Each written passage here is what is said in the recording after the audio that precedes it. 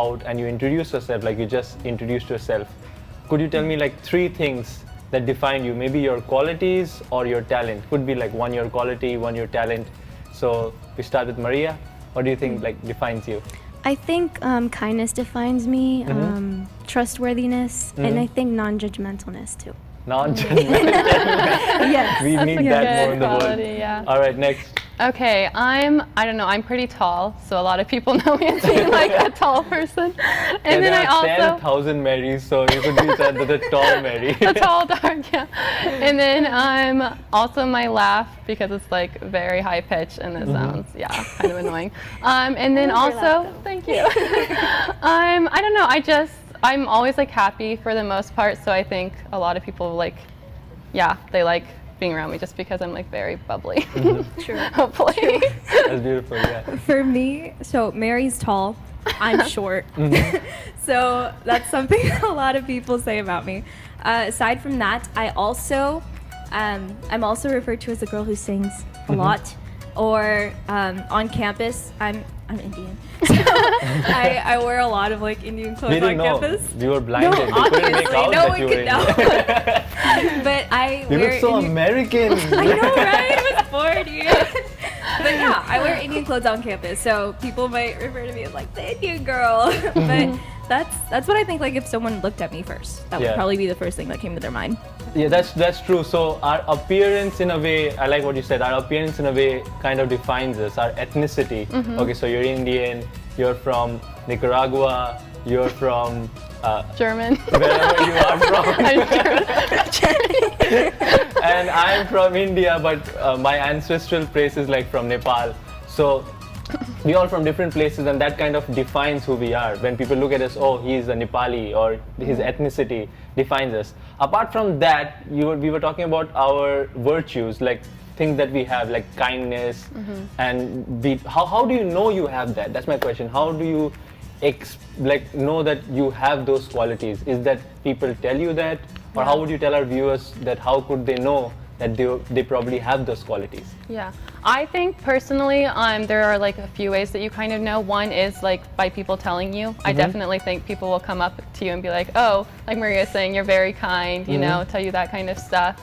Also, I think if you truly know yourself, you will know your qualities too, because you use those qualities to go out and meet other people and like to talk to people. Right. So, and like to do even your daily life things. So you definitely have those qualities inside of you that you use daily, that you know. Yeah, I 100%. agree with you. Like, for example, for me, like, I'm very kind, and I greet people, like, very, very kindly. And I didn't know that people actually felt welcomed. You know, when I would greet them, like, I thought I would just greet them normally, like, oh, hi. And then when someone came up to me and said to me, oh my gosh, Maria, you make me feel so welcomed. And I was like, really? I do? I didn't even know that until someone told me, so.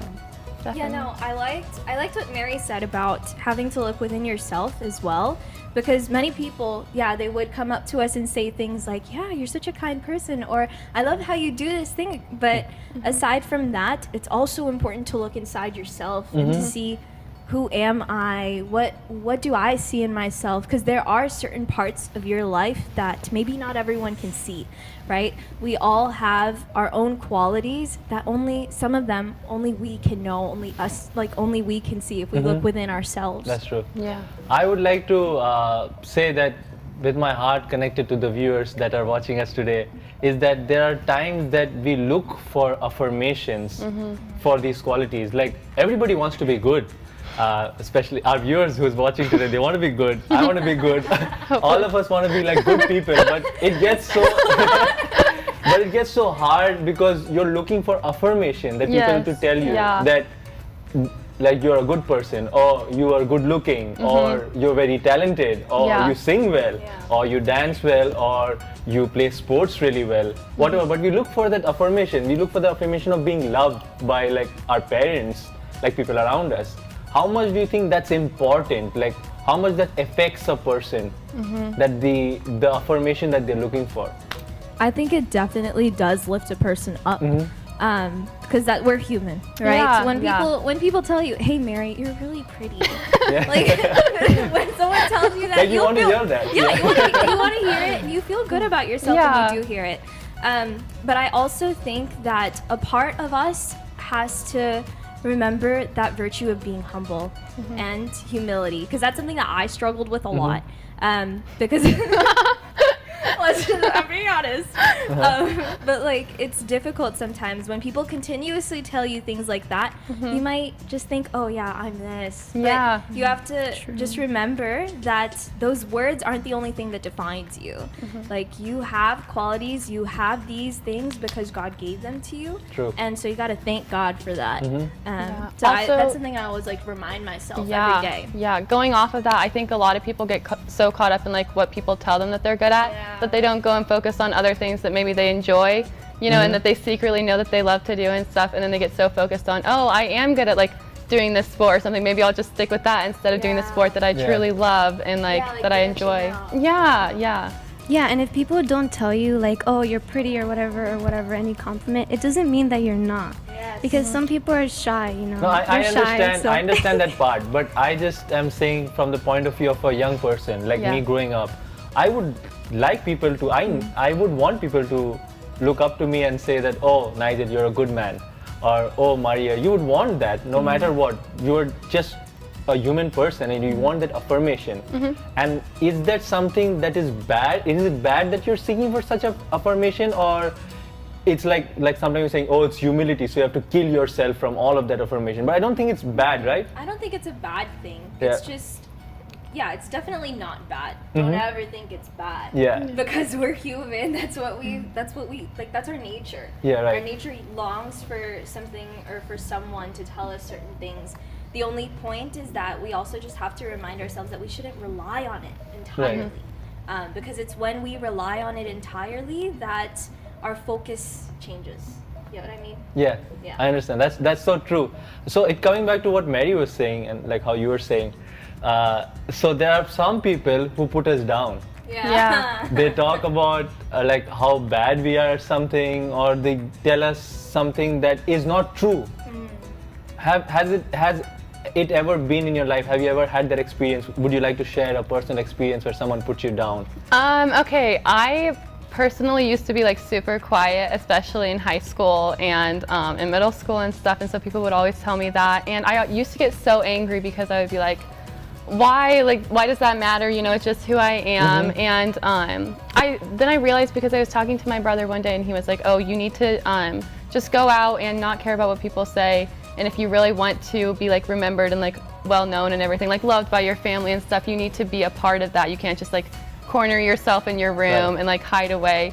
So I kind of took that into heart, and I did like start going out, and I still stay true to my like quiet self. Like sometimes I do go back into my room and I have my moments of just being alone and like having that peacefulness. But I think I really focused on going out more and like trying to talk to people, and just like being more open and going out and enjoying things. So I don't know about Maria, did you? Yeah, like some people would tell me, oh, you're not good enough, you're not important, whatever. But then that's not true at all, because I'm another human being, you know. No, has it ever happened in your life personally? If you're comfortable sharing like a personal experience, like someone told you something that, anything that you can recall? Oh yeah, that. Yeah. That exactly. No, I also had like a similar experience where I wanted to do something at my school like a few years back, and I was so passionate about this, like super passionate, and my friends and I were in on it, and we really wanted to do it, but our administration kept on putting us down. They were like, no, this isn't worth it, not a lot of people are gonna do it, it's not gonna be a hit, what's the point? Right. But we kept on persevering. Like, Yeah. we told ourselves, no, we can do this. Like, we have faith in ourselves. And because we have faith in ourselves, we also have faith in God. We know that we can do this, and we'll persevere and do it. By the end of it, they were all super happy. The administration was happy. But the important part was that despite the fact that people were putting us down, we pushed through that. We pushed through those comments. We pushed through that and fulfilled what we had faith in. Right. Yeah. But how do you think, how difficult that is? Because I know that as a man, as a young boy growing up, for me it was so difficult to block these things off. What were like some things that you did to block these things off which you thought were not true? Oh, I think that's important to block it off, but I also Yeah. think that you have to like take the criticism, like what I was saying with my life, where like Right. sometimes it is important to like take what they're saying and really take it into consideration. But I think if you do want to block it off, it goes back again to who you are and like who you are, you know? And it all comes from your confidence. And if there are things you know you should change, then you should Right. listen to them. But there are some things where you're like, okay, what they're saying, I'm not like that at all. You know, like if someone told Maria, oh, you're so unkind, like you're so rude to me. Obviously, like we all know, we know who she is. Like she knows who she is. She would know that that's not true. But is there any like steps you guys took like to block it off? Like some things you told yourself, or something you did practically to practice that? Sometimes people do things because they're mad, not because they truly mean it. And Yeah. so that anger takes control of their words, you know, their mindset at that moment. So that's a really good thing to think about also. Yeah, and I think for me, another thing that I find really important, because you're talking about steps, right? Yeah. And Like tangible steps that you would Yeah. take. one thing I would definitely say is first think about the person that is telling you the comments, because sometimes see, like what Mary was saying, if it's a person who didn't know Maria at all, like they just probably passed by her and walked up to her and said, you're unkind. Everyone who knows Maria knows that she is kind. So there's a difference, right? So if someone who doesn't know you at all or has not interacted with you at all tells you something about yourself, you can know in your heart, okay, I know myself and I know that's not true. But let's say it's a really close friend. Maybe they're trying to lift you up. Maybe they're trying to help you grow. Yeah. And so in that sense, you take that comment, you take that correction and you listen to it, you make a change, and because it's for your better, right? It's to build you up. It's to make you a Yeah. better person. So that's one thing that I would definitely do first. You know, it just reminds me of a story. So when I was when I was like really young, all my brothers came from a really musical family. Like all my family members just played music. They loved music and they were really good at the guitar and everything. And I just wanted to sing like one of my brothers, but I was so horrible. I was always off tune. And what my brother, Still is. yeah, still now. That's very true. But I was much more worse then. I was like really worse. I could not hit Okay, any it's not notes. that bad. So I was like really bad then. So my brothers, when we used to have parties, they used to chase me away. They used to say, stop singing here and try, because I was learning how to play the guitar, like dang, dang, dang. And they used to chase me away and make me sit in the other room and say, stop, go to the other room, you sing like a crow. And they sent me to the other room. But I know it's mean, but at that time it was like, in a way it was true. It was mean, but in a way it was true. I was not a good singer. But I really used that as a motivation. And I think that could be also a step of doing it. Like taking a criticism, something that people say that you're not good at, or maybe it's not your quality, and working so hard towards it. Yeah. But you didn't let it turn you away from, which is so important too. But the goal of it was that I wasn't actually playing music to glorify myself. I just wanted to play praise and worship music. And that somehow made me just play it, and people started calling me. I started leading praise and worship, and today I'm in America, thank goodness. So I'm just grateful to see how things have turned out from things that I've stopped to block myself from. I think it's so important for our viewers, and I love the steps that you were saying to block yourself out from it. My next question would be, now that you know that how to block yourself from it, now that we know that some things aren't true, what should we rather do to keep our spirits high? What should we do to keep our spirits high? Like to be encouraged. Like sometimes self-encouragement is important, right? Yeah. Like you continuously encourage yourself. Like how do you do that? Do you continuously encourage yourself? Affirmations. Yeah. That's something this is something beautiful that I used to do in my high school. We'd always have, I remember in the beginning, I went to a Catholic high school. So in the beginning of our religion classes, because it was mandatory. Yeah. In the beginning, it's not that bad, you guys. So at the beginning of our religion classes, our teacher would make us write on a piece of paper. There would be like one person per day. And in the beginning of the class, we'd have to write something nice about them, or we'd write a little affirmation for them. It was like a positivity note. And I found that really beautiful. Like when I was writing it for other people, it made me see things that I didn't think I'd see before. Yeah. Or when people wrote it for me, like the day it was when it was my day, they wrote it for me, and I was reading them and I was like, I didn't know these things about myself. Like people are seeing that.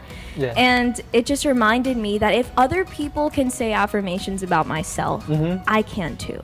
Right. Like Yeah. we all have that capability of looking inside and seeing who we are in Christ and taking that and thanking God for it. But we just have to take that moment to do so. Otherwise, we'll keep putting ourselves down, or we'll let the words of the world put us down, and that's not worth it, because that's we're so really true. worthy. Yeah, that's so true. I think it's so important daily even. I don't think it's wrong at all to just go back and like think about everything you've done, and like, what you were saying, just like really affirm yourself and everything you've done. And This reminds me of like people usually tell, if I'm looking at the camera right now and you can see my face, it's not symmetrical. And people usually say that, I know, now don't look at me like that, but everyone tells me that you're a crooked face, like your face is crooked. But I always look to myself in the mirror and say, no, I look good. And I think that's important, right? Like to give you that confidence to go out. Because if I believe that I have a crooked face, and it's okay, I have a crooked face, that's true. But if I believe and I think that I'm not beautiful the way I am, I'm not precious the way I am, then I won't have confidence to do anything around me. I won't have confidence to do anything to the best I can. Yes, I think a lot of people get so caught up in the perfect that they forget that like not everyone, no one is perfect. So obviously, like if you're trying to build yourself up in that way, it's all false, and you'll constantly be falling down. So like you were saying, you accepted the fact that your face is crooked, and then you just like you accept it, but you're like, no, I am attractive the way I am because I have the qualities that God has given me. Attractive is a little too much to go forward with. I am precious the way I am. Yeah, exactly. And concerning the bad things, like what you can't or whatever, like, you can always improve. So That's true. Yeah. I think that's actually a really important thing to think about, because going back to like there were different types of qualities that we have. Like we were all just talking about physical qualities or talent related qualities, but we also have other qualities within ourselves, like Maria's really kind, or Mary's really positive. Those are qualities also. And I think that's something also that we have to be really important. Like that's something really important that we need to remember. Okay. What do you think that are those qualities, or something that you would like to build in yourself? Something I'd like to build in myself is openness. Because I'm like, there was a time when I was really closed-minded, like very closed-minded. I'd only stick to the same thing, same friends, same activities, same extracurricular activities. But I realized that being open is really important, because otherwise you won't see the extent to which you're called to, or what God has called you to do. Especially when it comes to people telling you things, like correcting you. Being open to correction is really important too. True. Being open to advice is really important. And I think it was only when I began to open myself to that advice that I actually grew as a person. Openness for me is something I'd really like to grow in. That's true. Maria? for me, time management. Because like I tend to waste time a lot and everything, and I take long to do everything, and so. I think everyone can relate to that. For me, it's more, this sounds so bad, but I am very unathletic. Oh my goodness. I really want to get good at like sports, anything. I literally just want to be good at one sport. That and cooking. So those are like my two. If you want to be athletic, my advice is at night, break into someone's house who has a dog. Oh. Are you suggesting that they break into someone's house? Yeah, and then the dog will chase you, so you become fitter. All right, so we have a live caller today. Hello, can you hear me? Hello? Yes, I can. Hi. Hi. Hello. What's your name? My name's Evie.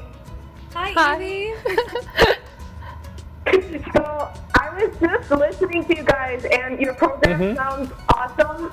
I was hearing that one of you were talking about self-affirmation. Right. And it brought to my mind the fact that sometimes we have like a spirit of self-accusation. And it's like, oh, well, That's true. I don't look good enough, or I'm not smart enough, or I'm not, at the level or the standards that my parents want me, or that my boyfriend or girlfriend want me, or that I want me in. And it's kind of like, listening to that, it was really, really nice, because it's so important for us to remember to self-affirm ourselves instead of self-accuse ourselves. Right. And to kind of, allow God to just transform us little by little, and for us to start transforming our mindset. So thank you so much for talking about that. That's so Yeah, beautiful. that's really Thank you beautiful. for Thank you. calling, Evie, and just sharing your experience and your insights. Yeah, We're really so grateful. good. Yeah. That's actually a really, Thank really you good guys. point. You guys are amazing. Thank you so much. Thank Thank you so you. much. Do call us God bless you. every episode. All right. Have a good day. God bless you. Bye. That was really amazing. beautiful, and don't you think that was a great insight? Yes. Yes. I think, it goes back to what we were talking about, how you're not always perfect, Yeah, Yeah. and I How- think what she's like, I love how she entirely the opposite of self-affirmation is self-accusation. Yeah. Yeah. And that's something that it's not something that we can 100% avoid, because we're human. But just being conscious of it. Yeah. And I think opposing those self-accusations with self-affirmations, like kill the self-accusation Right. with affirmation. Well, and I think that comes about too by listening to what everyone is telling you. Yeah. I think that's a big part where you don't know yourself, so you're constantly trying to listen to everyone and become who they want you to be instead of just Yeah. being yourself and knowing your qualities.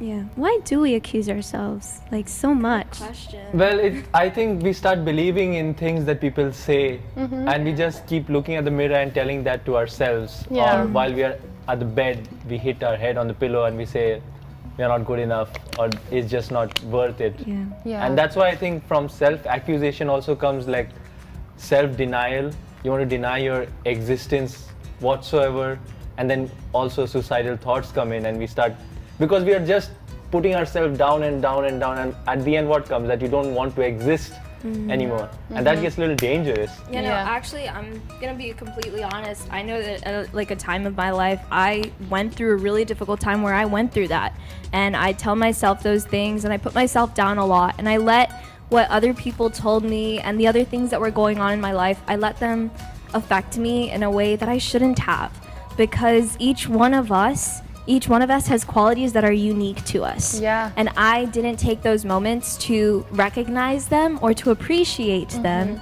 as I should have. But it was when I set those aside, I set aside all of those words that people were telling me. And I'm not going to lie, it is hard. It is so hard. Yeah. But one thing that really helped me was I started a journal. And I think this is actually something that people would really like. I started a journal and I started writing letters to God. Yeah. Like when I sounds first, cheesy. I know it's super cheesy, but I started this when I was in 8th grade. Yeah. And I finished, and this is not like me, I finished an entire journal. Like normally I'd start a journal and leave it 2 or 3 pages in. I and then started the rest 5 or 6. The rest is just So blank. bad, yeah. But I was so diligent with this journal, and I looked back at it after I finished it. That journal has 2 years of my life in it, and I look back and I am shocked to see how God has helped me grow, and especially that time period of my life where I struggled a lot. Right. You see those things that I was thinking at that time. You see the circumstances that I had, the things that people told me, and the things I had to tell myself to True. see how I should grow. And you can't not thank God after that. Yeah. You know? No, so that's so true. keep a journal. Journals Praise help. God for your experience. All right, so we are about time to break. for our first break, and we'll continue our conversation again after a couple of minutes. So see you in a few minutes. Bye.